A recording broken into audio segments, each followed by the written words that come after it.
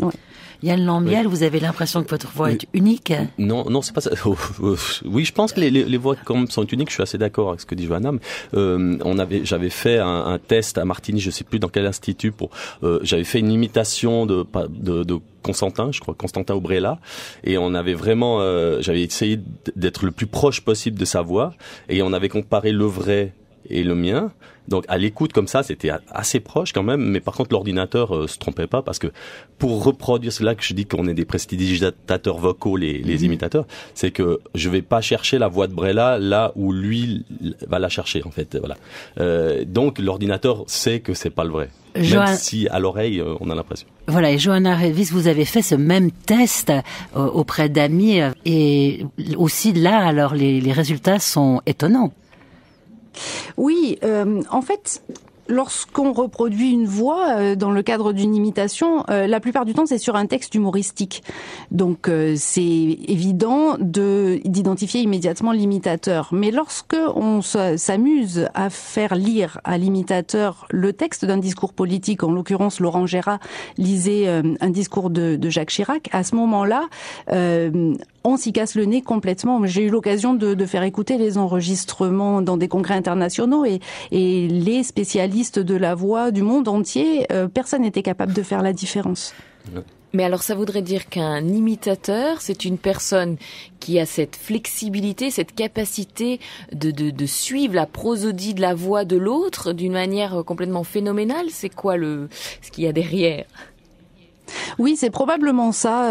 En tout cas, il faut abandonner l'idée reçue selon laquelle leur larynx et leur corde vocale seraient différentes de celles du commun des mortels.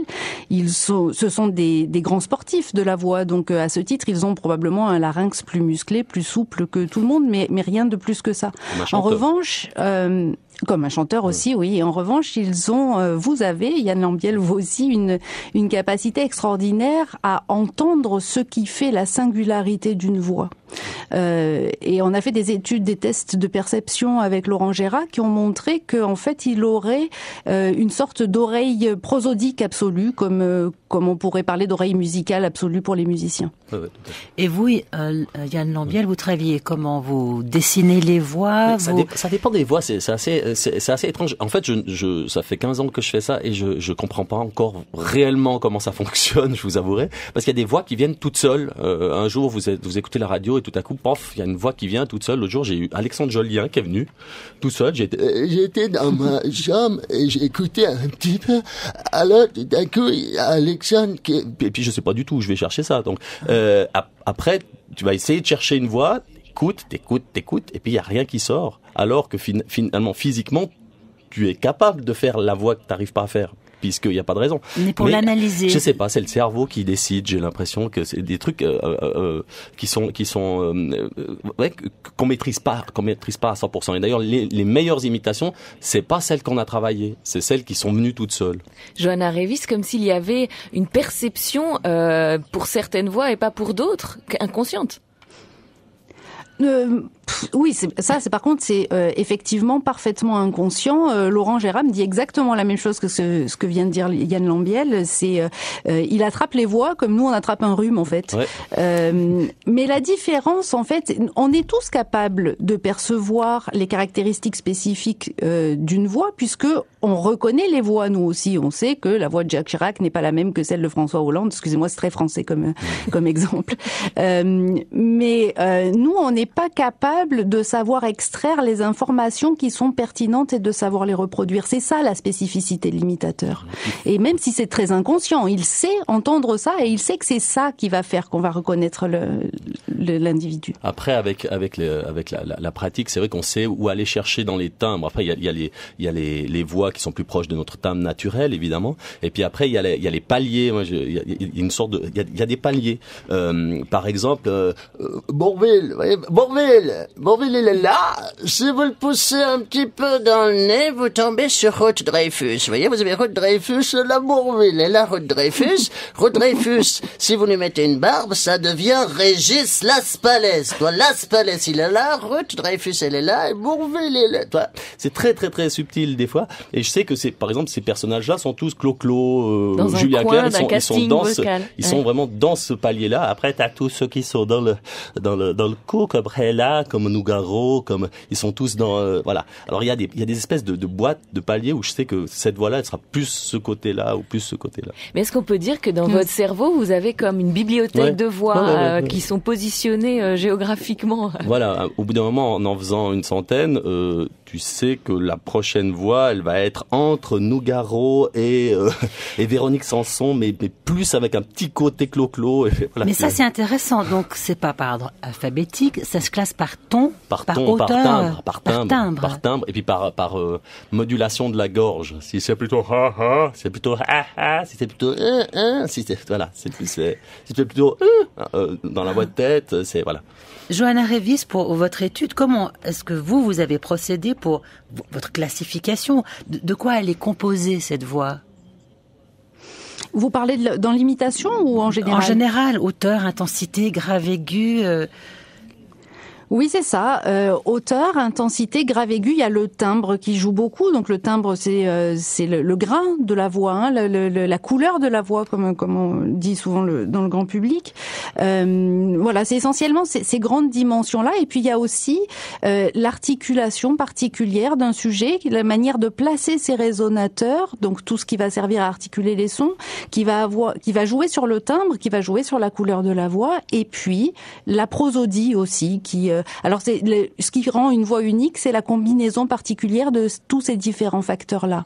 Et en même temps, ce qui est étonnant, là on parle d'imitateur avec Yann Lambiel professionnel, mais tous on imite la voix de l'autre. On se met tous à parler au bout d'un certain temps la même façon que notre interlocuteur ou que notre auditeur. Oui, c'est magnifique. Ça, ce sont des travaux qui ont été réalisés en linguistique. C'est bien connu maintenant.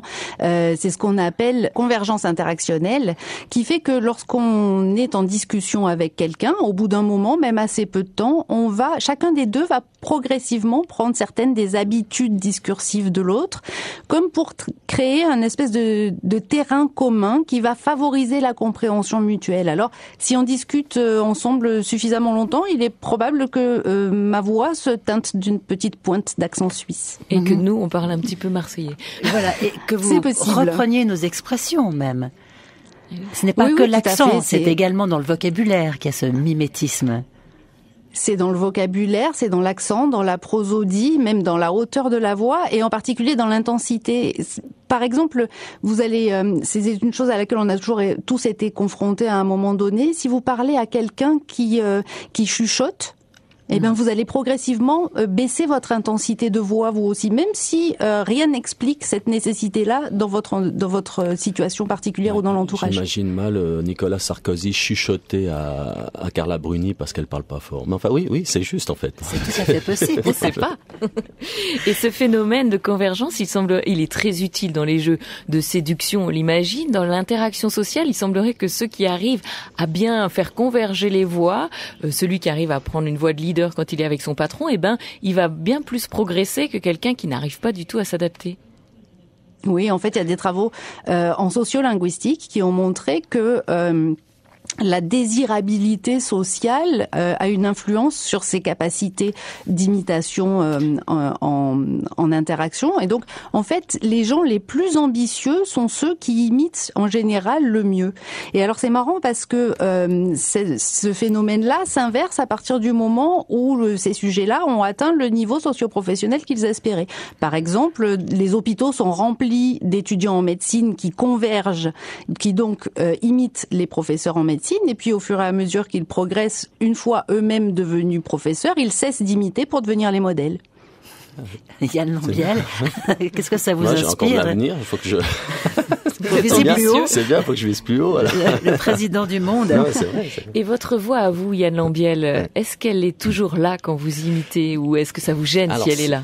En fait, je crois que les imitateurs n'aiment pas leur voix. Je crois que c'est pour ça qu'ils aiment prendre la voix des autres. Moi, j'ai jamais aimé ma voix, j'ai jamais aimé ma voix de chanteur. Je commence à accepter ma voix de chanteur maintenant, à 40 ans.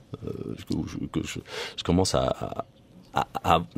en fait, à force de faire des imitations, tu connais plus ta propre voix. Et maintenant, je suis en train de travailler avec un professeur de chant pour pour comprendre quelle est ma vraie voix en fait, parce qu'en tant que chanteur, je suis toujours sur Johnny ou sur quelqu'un d'autre, et trouver sa voix en fait, c'est con à dire, mais en tant qu'imitateur, tu dois trouver ta propre voix à un moment donné, parce que tu te caches derrière. Mais qu'est-ce qui se passe lorsqu'on est 4 sur scène, un Belge, un Canadien, un Français, un Suisse? Est-ce que là, ce mimétisme, cet échange d'accent opère? Là, ce qui était très intéressant, c'est qu'on a 4 tessitures différentes, déjà et on a 4 voix différentes, et à un moment donné, on faisait 4 Johnny, par exemple. Et on voit qu'on fait 4 Johnny différents, mais qui sont Johnny. C'est drôle. Et on va pas les chercher au même endroit, on n'a pas le même volume, on n'a pas la même façon de le faire, mais à un moment donné, c'était les 4 Johnny, et en s'entendant les uns les autres, on les a travaillés pour que ils se ressemblent, les 4.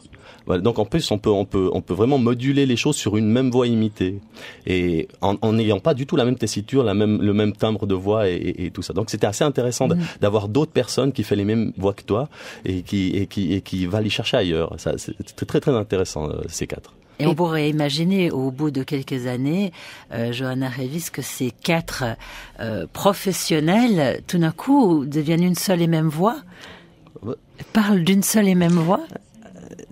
C'est possible de l'imaginer en même temps, je leur conseille pas. Non, bien sûr. Mais là, on est dans...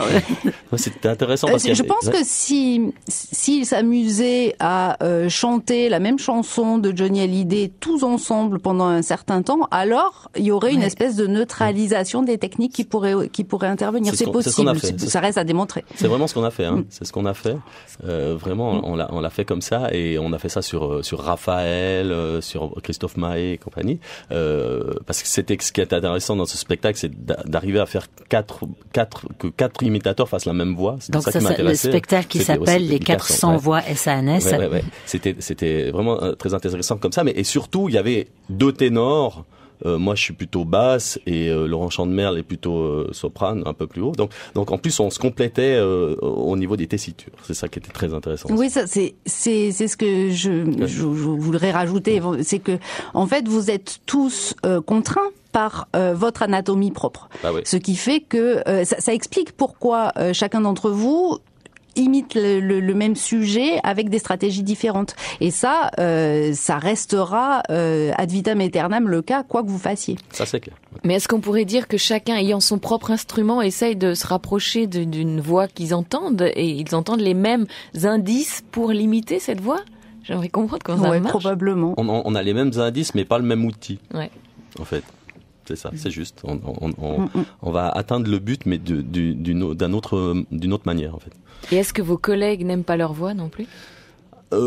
Si, ils aiment surtout le Québécois, lui, il est chanteur à la base. Mais je pense que de toute façon, les imitateurs à la base, c'est tous des chanteurs frustrés. On est tous des chanteurs frustrés. On aurait tous voulu faire du rock and roll et tous être de bons chanteurs. On aurait tous voulu être Johnny ou Sardou. Et c'est clair, je crois que le Luron était un chanteur. Il aurait voulu faire de l'opérette. Laurent Gérard, j'imagine qu'il aurait voulu être chanteur aussi. Enfin, Vous auriez tous pu être également éditorialiste ou journaliste dans votre façon d'appréhender le monde. Ouais, il y a des imitateurs satiristes, il y a des imitateurs plutôt chanteurs, il y a des imitateurs qui font parfaitement la voix. Il y a de très bons imitateurs de Johnny, mais qui font que Johnny, et qui font super bien Johnny, mais qui font que ça, par exemple, qui ont la même voix que lui naturellement. Il y a ceux qui font les voix parfaites, puis d'autres qui font des caricatures. Le Céline Dion de Laurent Gérard, c'est une caricature, c'est pas du tout une imitation. Par contre, le Céline Dion de Véronique Dicker, par exemple, c'est parfait. Voilà. Johanna Reyvis, vous faites une grande différence entre caricature et imitation. Oui, je pense que c'est absolument pas la même chose. Enfin, je sais pas si vous avez connu en Suisse il y a quelques dizaines d'années maintenant, il y avait une émission qui s'appelait le Bébête Show, le principe c'était des marionnettes qui singeaient les hommes politiques avec des imitations qui à l'époque étaient des caricatures, c'est-à-dire que c'était des éléments du discours qui étaient extraits du style particulier des hommes politiques et qui étaient très très exagérés. Aujourd'hui, je crois que la plupart des imitateurs, même tous les imitateurs, leur but c'est de faire dire des choses étranges dans la bouche d'hommes politiques, mais avec leur vraie voix. C'est ça qui est drôle finalement, c'est que c'est la bonne voix, mais c'est pas le bon discours. Ouais. Mais souvent, la caricature est quand même plus drôle que l'imitation parfaite. Ça dépend du texte. Ouais, ça dépend du texte. Moi, je préfère une bonne caricature une bonne caricature drôle qu'une bonne imitation pas drôle, en fait. C'est facile. Ça dépend le but recherché, en fait. Voilà.